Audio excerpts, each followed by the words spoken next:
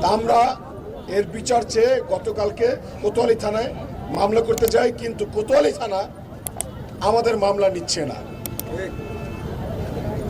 আমাদের কাছে এখন মনে হচ্ছে এটা কি স্বাস্থ্য উপদেষ্টার কোনোভাবে দায় আছে কিনা, এটাও আমাদের দেখার বিষয় হয়ে গেল। এই আন্দোলনকে স্যাবোটাইজ করার জন্য এটা কোনো সরকারি কূট পরিকল্পনা কিনা, এটা আমাদের দেখার বিষয় হয়ে দাঁড়িয়েছে। নাকি এটা কোনো সিন্ডিকেট, কোনো বড় মাফিয়া চক্রের ষড়যন্ত্র, এটা তাদেরকেই শনাক্ত করে খুঁজে বের করে বিচার নিশ্চিত করতে হবে। এটা আমাদের এখন অন্যতম বরিশালবাসীর দাবি হয়ে দাঁড়িয়েছে যে আমরা প্রত্যেকে আমাদের নিরাপত্তা নিশ্চিত করতে চাই এবং রাষ্ট্রে এটা করতে হবে।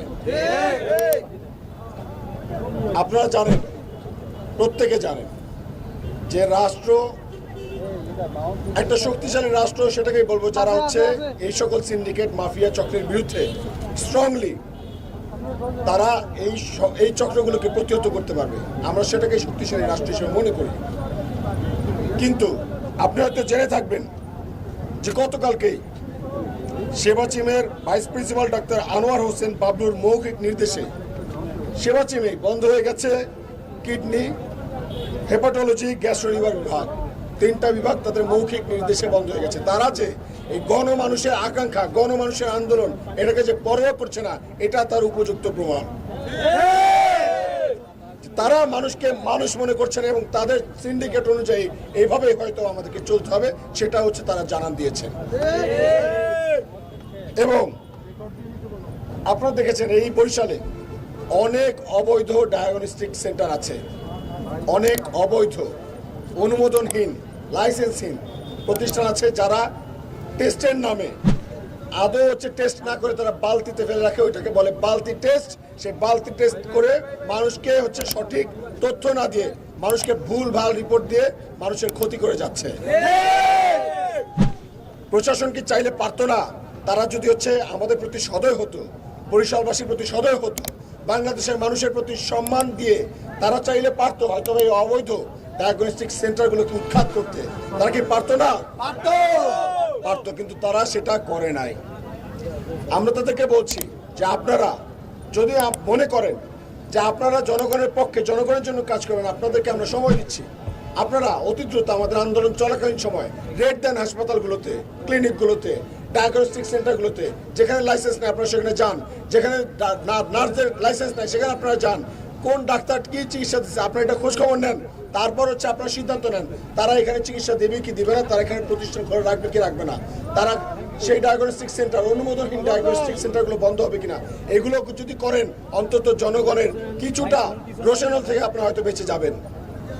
আমরা মনে করছি, আপনাদেরকে বলবো আপনারা জনগণের সেবক, আপনারা জনগণের সেবা করেন, এই অনুমোদনহীন ডায়াগনস্টিক সেন্টারগুলো বন্ধ করার জন্য আপনারা প্রচেষ্টা চালান। আমাদের আন্দোলন বন্ধ করার জন্য প্রচেষ্টা করে কোনো লাভ নাই, কারণ আন্দোলন বন্ধ হবে না।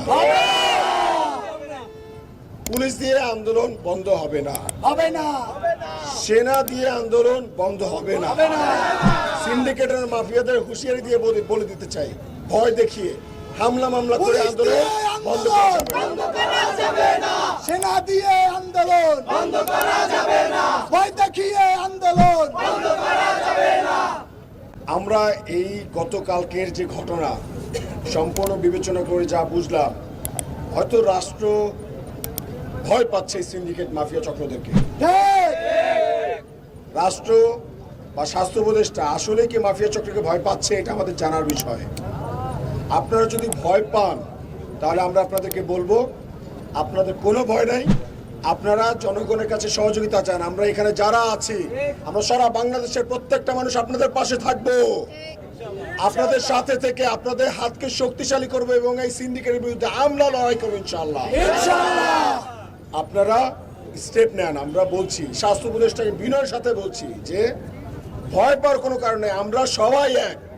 আপনারা দায়িত্ব নিয়ে এই সিন্ডিকেট মাফিয়া চক্রের বিরুদ্ধে আপনারা অ্যাকশন নেন, এই সমস্যাগুলো সমাধান করেন। আপনি বরিশাল আসেন, প্রয়োজনে ভোলায় যান, প্রয়োজনে দক্ষিণবঙ্গে যান, প্রয়োজনে উত্তরবঙ্গে যান, প্রয়োজনে ওই যশোর যান, প্রয়োজনে রাজশাহী যান, প্রয়োজনে রংপুর যান। শুধু বরিশালে না, আপনি যেখানে মন চায় সেখানে যান, প্রত্যেকটা জায়গায় একই চিত্র, শেরে বাংলায় যেমন চিত্র।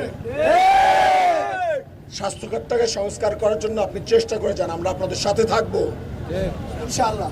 আপনাকে 24 ঘন্টা আলটিমেটাম দেওয়া হয়েছিল, কিন্তু আপনি যে বরিশালবাসীকে সম্মান করলেন না, আমরা এটা বুঝে গেছি।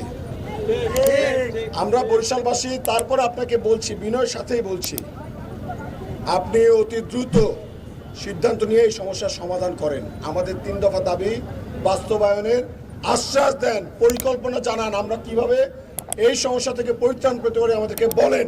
আমরা হাসি মুখে ঘরে ফিরে যাব, ফুলের মালা দিব আপনাদেরকে, ফুলের মালা ছিটিয়ে এখান থেকে চলে যাবো ইনশাল্লাহ। ইনশাআল্লাহ। কিন্তু আপনি যে শুনলেন না, আজকে থেকে আপনাদের সবাইকে সাক্ষী রেখে বলছি, আগামীকালকে থেকে আমাদের বরিশালবাসী বলছে প্রত্যেকটা ঘরে ঘরে থেকে, বাংলাদেশের প্রত্যেকটা জেলা থেকে আপনারা দুর্গ গড়ে তুলুন। এই স্বাস্থ্য খাত, এই সুচিকিৎসা আমাদের মৌলিক অধিকার, আমাদের মৌলিক অধিকার আমাদেরকে আদায় করে নিতে হবে। আমাদের বাবার জন্য আমাদেরকে আদায় করে নিতে হবে, আমাদের মায়ের জন্য আমাদেরকে এটা আদায় করে নিতে হবে, আমাদের ভবিষ্যৎ প্রজন্মের জন্য আমাদেরকে আদায় করে নিতে হবে। আমাদের ভবিষ্যৎ প্রজন্ম যেন আমাদেরকে দোষারোপ করতে না পারে যে আমার পূর্ববর্তী প্রজন্ম আমাদের জন্য কিচ্ছু করে নাই। আমরা জেনজি সদস্য, সারা বাংলাদেশের প্রত্যেকটা মানুষকে আমরা বলবো আপনারা প্রত্যেককে জেলায় জেলায় দুর্গ গড়ে তুলুন।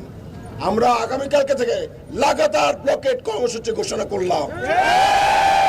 ব্লকেট চলছে, ব্লকেট চলবে, আরো কঠোর থেকে Barishal blockade, blockade blockade Barishal blockade, blockade blockade Barishal blockade. লাগাতার কর্মসূচি চলবে, লাগাতার ব্লকেট কর্মসূচি চলবে। সারা বাংলাদেশের সকল মানুষকে আমরা আহ্বান জানাচ্ছি, আপনাদের ভাইয়েরা আপনাদের জন্য লড়াই নেমেছে, আপনাদের ভাইয়েরা মার খাচ্ছে, আর্মি তাদের লাঠিচার্জ করছে। আপনাদের প্রত্যেকের উচিত নিজ নিজ জায়গা থেকে এই সমস্যার সমাধানের জন্য রাজপথে নেমে আসা। এবং মনে রাখতে হবে, আমরা যদি কোনোভাবে হেরে যাই তাহলে মনে রাখতে হবে আমরা জাতি হিসেবে পঙ্গু হয়ে গেছি, সারা জীবন আয়নার সামনে নিজের চোখে চোখ রেখে হয়তো তাকাতে পারবেন না।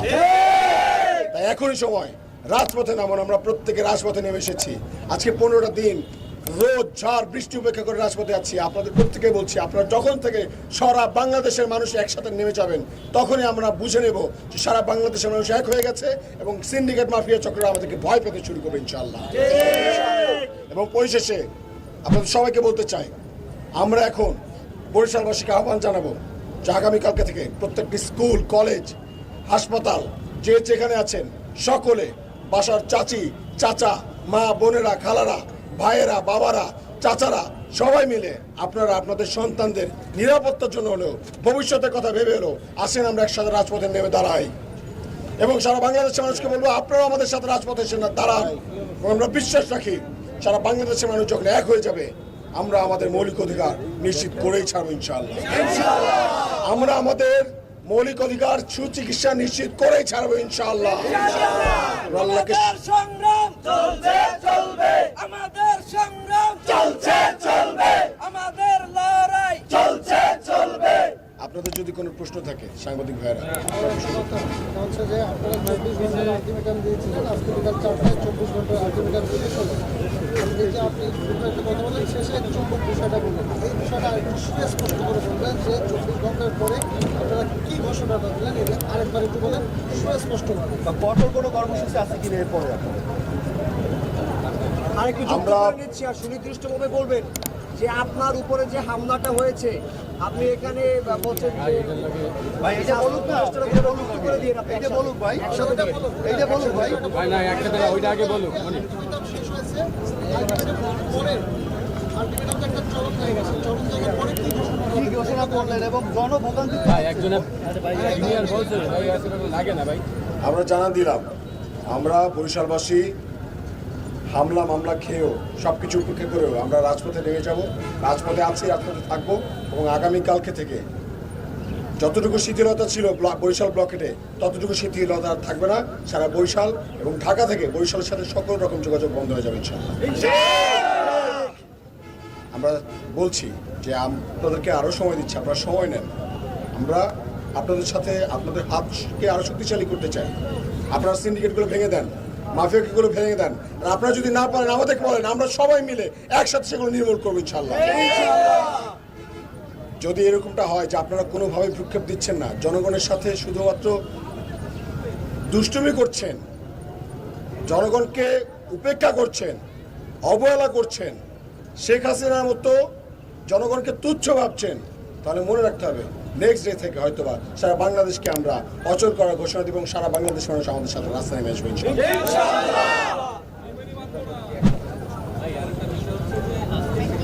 উদ্যোগ নিয়েছে এবং এর ভিতরে সময় আমাদের মাস 3 সময় লাগবে। এর ভিতরে 100% না হলেও একটু আমাদের দেখেন, আমার শেরেবাংলা মেডিকেলের যে পরিচালক তিনি আগেই আমাদের কাছে অপারগতা প্রকাশ করেছেন যে তার কাছে আসলে অনেক কিছু করার নাই। যদি তার কাছে কিছু করার থাকতো সে আগে আমাদেরকে বলতো, তাহলে আমাদের কাছে অপারগতা প্রকাশ করতো না। তিনি আমাদের কনসার্নের বিষয় না, আমাদের কনসার্নের বিষয় আমাদের যে 3 দফা, এটা আমরা জানি যে তার দ্বারা এই 3 দফা বাস্তবায়ন করা পসিবল না। সে শেরেবাংলা মেডিকেলের পরিচালক। আমরা চাচ্ছি সারা বাংলাদেশের সকল সরকারি হাসপাতালগুলোর সমস্যাগুলো সমাধান হোক। আমরা চাচ্ছি স্বাস্থ্য খাতের সংস্কার হোক। আমাদের সমস্যা সমাধান করতে হবে স্বাস্থ্য উপদেষ্টা নিজে, স্বাস্থ্য মন্ত্রণালয় করতে হবে।